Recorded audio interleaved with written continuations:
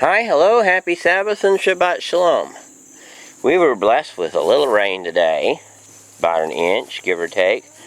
You know, there's sugars in this field today. Well, I decided that if she had, whether she got over whatever she's got or not, whatever she has is probably not communicable, not contagious. And she seems to get along in here pretty much. Fluffy puppy. She's just a big old giant tank. She gonna make big babies. Jill's not too small, shabby herself.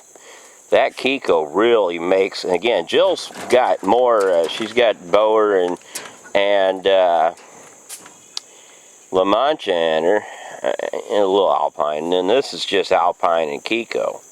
And then that's the same mama as Jill. She just looks so runty. And that's their aunt right there. That's their aunt. Sugar's the aunt of all these others. It's her sister's mother's sister, and her mother's sister. But that one's Coco's baby, and Coco is no longer with us. That's Jill and Caroline's mama right there. She's, again, Alpine, that's why she's so dark, and La Mancha, why she got stubby ears, and Boer, and that's why she makes big chunky babies. Goldilocks, which is Ginger's baby. Goldilocks is going to be a pretty chunky girl. Ginger is doing really well for nursing so much, but she's got that good rooming that her mama there has. Now, tomorrow, both Caroline and Mocha and Daisy are all going out in the main field with Fluffy and Sugar and Jill and all them. So then I'm going to move some of the other mamas from over in this pen. Maybe all of them, I don't know. Sam and Sally. For sure. And then maybe the other two, Chestnut, Snap, and Mercury and Bismuth and Pecan. Mike, because Pecan facing us with his butt to us there. He's Chestnut's surviving baby from the other one dying. And then Sally over here, one that looks like a bulldog. She's Sam's baby, and she's going to look really awesome. She got that long body about her. And then, so, yeah. If we move them all out, it would be because we potentially move and in cold weather if we have to. But then they'll probably be moved out anyway in the end, because eventually Chestnut and Snap will wean, and their babies will go elsewhere. Sam will wean, but her baby will go out in the main field, as will Goldilocks. Our grapes, they look a little dirty here. They got washed a little bit today by the rain. Still producing a few. They look beautiful. They almost glow. Just a weirdly dark glow. They are starting to ripen. The ones up on the top of the hill, ones that set first, are actually ripening. Let me close the door. Keep bugs out. These things here badly needed that rain, since they're pretty much being watered by the runoff. Mr. O'Malley, he got out of his collar, and he's been a pretty good boy lately. He's not even as scared as he used to be. Pretty proud of him. He's the big man around here. And all these boys now see little teeny tiny runty Gretel, her brother there, is huge. Hansel is just monstrous. Now Hansen, right here with the purple collar facing us, kinda, he's a little smaller than his brother Franz. And then behind them is Junior, who's also Sugar's older son. Again, he had coccidiosis twice, and so it's kind of almost miraculous he's even alive. But he's got quite a little beard. If he weren't so tiny, he looks quite regal. But Hansel here, he's going to be a monster. He's going to be huge. I bet he's every bit of, right now, 165 pounds already. Look at that stovepipe neck on him. And he's got that characteristic wrinkly skin that big male Kikos have. Kind of like Shar-Peis, which were, and there's there's Hans down there chasing some tail. Anyhow, but Hansel here, he's quite a bulky. And he's a good boy. He's easy to handle, friendly, doesn't pick fights. Yeah, they're overall. The only reason I haven't put the little boys over with them is just because of the massive size difference between the generations. By the way, I was talking about ripening grapes. This batch here, they came out first, and they're ripening first. And I'm just really hopeful that there's going to be a really wonderful harvest. Now, I don't know how many vines this is, 1 or 2. It looks like 1 if you follow it from the bottom, but they seem that different ones are green at different rates. Now, I've determined I'm going to top this tree right there. Right where that stick is laying across there. I'm going to cut the top of this. It's an elm tree anyway, which I normally would cut down anyhow. And all those branches right here full of vines will come down here, and I'll pick them, and then I will train them across here back and forth at just about the height, about 6 foot height. And that's going to be what I'm going to try to do, is maintain this bunch of trees not just as decorative shade trees, but as a trellis of sorts. I may even use string or wire to keep them all at height. There's all these long vines up in here that were just adventurous vines that did fruit and everything. I want to get them down here where I can handle them. Let's just see if the gentians have survived. I haven't been over here in a couple weeks since I've been really busy, so I don't even know if the thing's still alive, let alone anything else.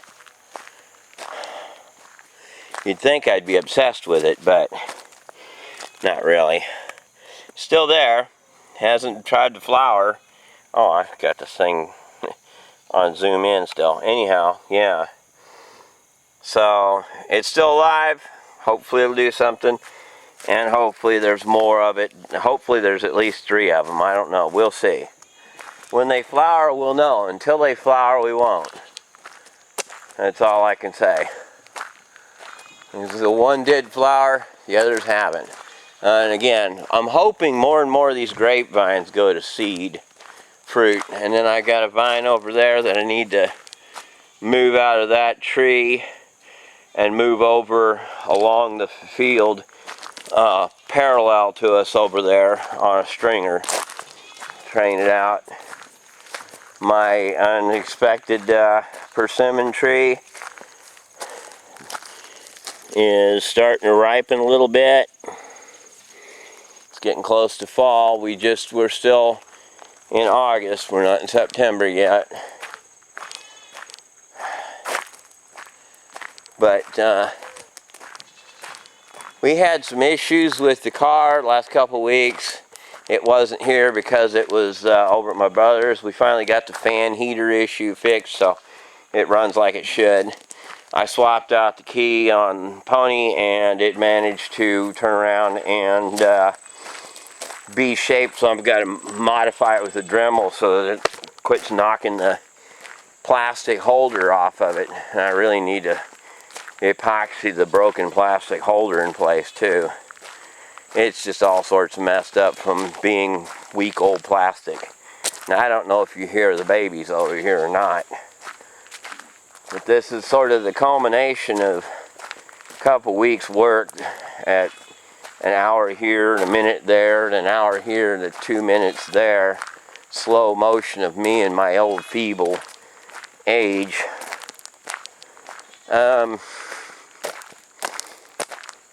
They're in here. And they're really unhappy being away from parents. They cry a lot whenever they know anybody's around. And Mutt, being blind, can't really figure out. Well, it's the first time any of them have ever actually experienced rain. I only put them in yesterday, and they've always been under a roof. And so then it came an unexpected, according to the weather anyway, unexpected rain. And so some of them got wet. Yeah, Papa Bear here, he only got part way wet. Yes, there's a Papa Bear. Mighty Mutt over here, he got totally soaked. Jumpy Jeff, the little white one on the ground, he got dry, stayed dry, and Shiny Silver stayed dry. They got straps on them from me moving them over here. They don't lead well. I ended up having to load them on the back of the truck and loading them over the fence. Poor Mutt, he's soaked. But his fur is so nasty, he needed a bath anyway, so hopefully it'll help him clear off. Boy, I'd love it if somebody had a blind child that needed a pet. Mutt would make such a great pet for a blind child, or even just any special needs child, because he's a special needs child, being as he's blind. He's so easygoing and obedient.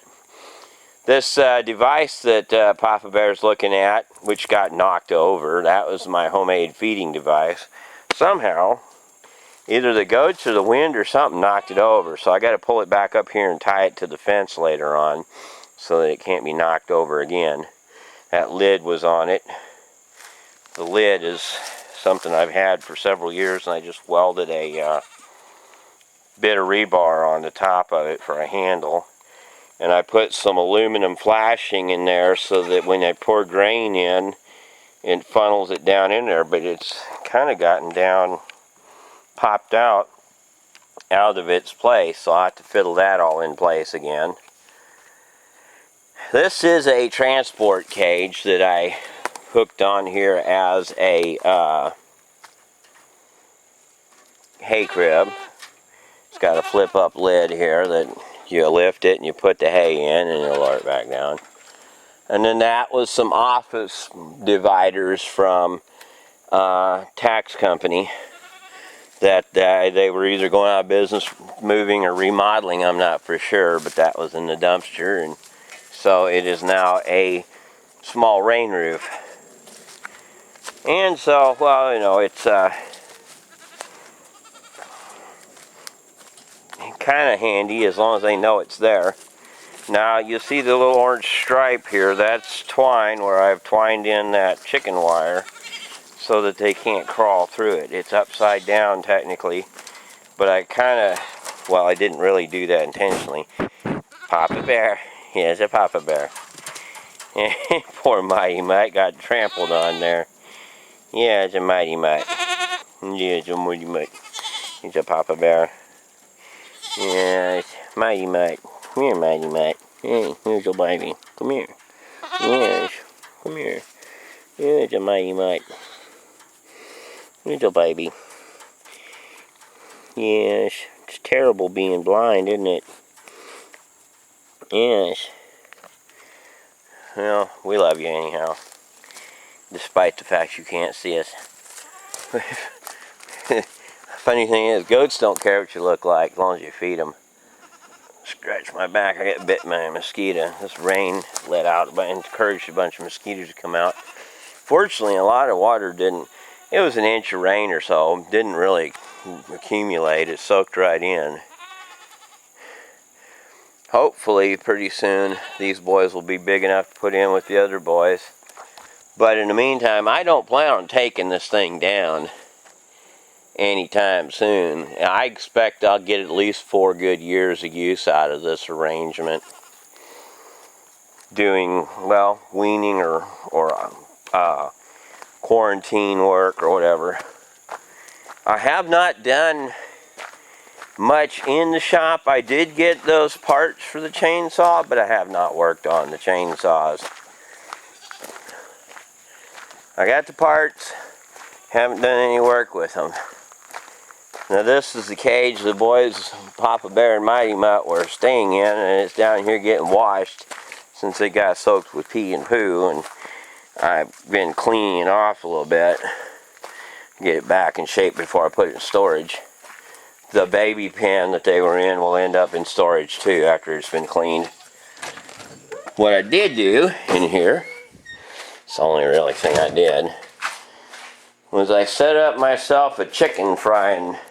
Oh, look at what the possums got in here and tore all through here. They said didn't get any of the, you see the chewing like that?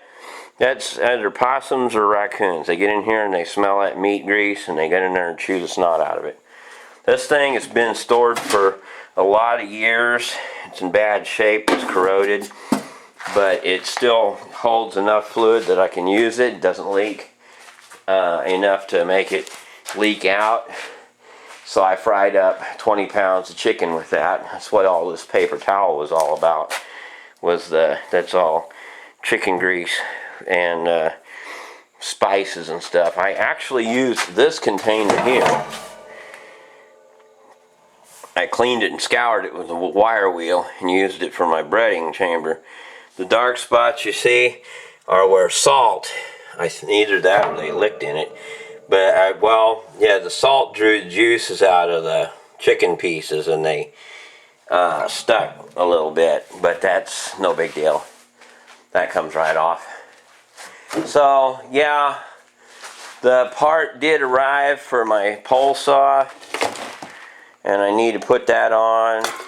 The pistons and rings arrived for my Sachs Dolmer chainsaws. I need to hone the cylinders and put them back together, and hopefully then I'll be ready for a lot of timber felling.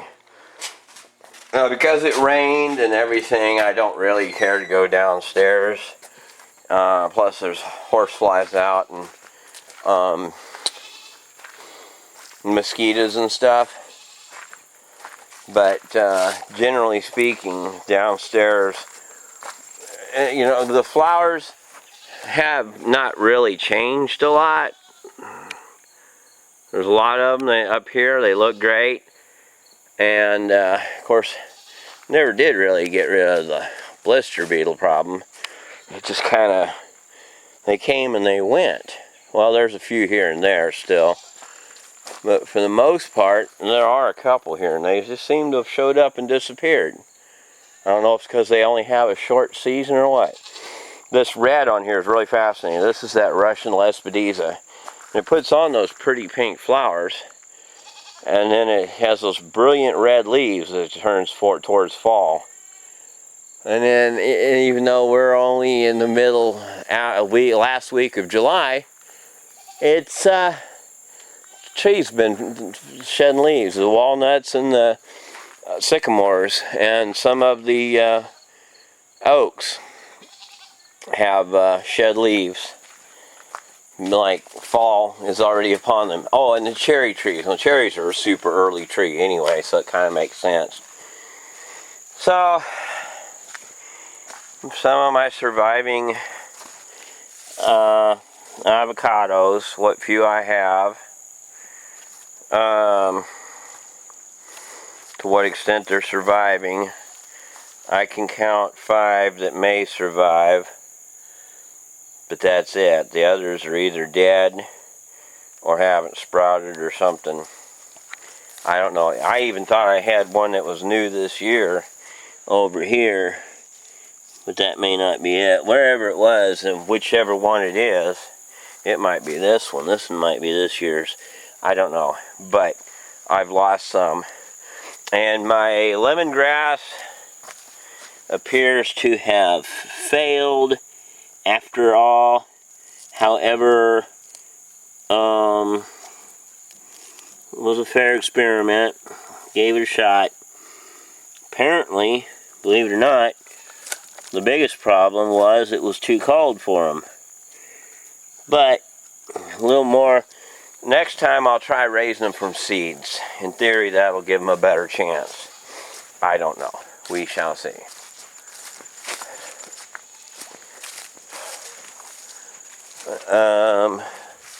The actual asparagus is still here alive, sitting there quietly absorbing photosynthetic materials to come back next year. I'm eventually going to have to get myself some hand-picked, custom genetically modified, I say that kind of, well, anything hybrid's genetically modified.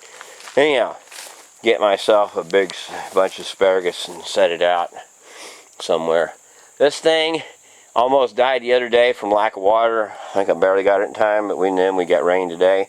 Just got one new tomato on it, that's about it. Really, it's not been a good producer at all.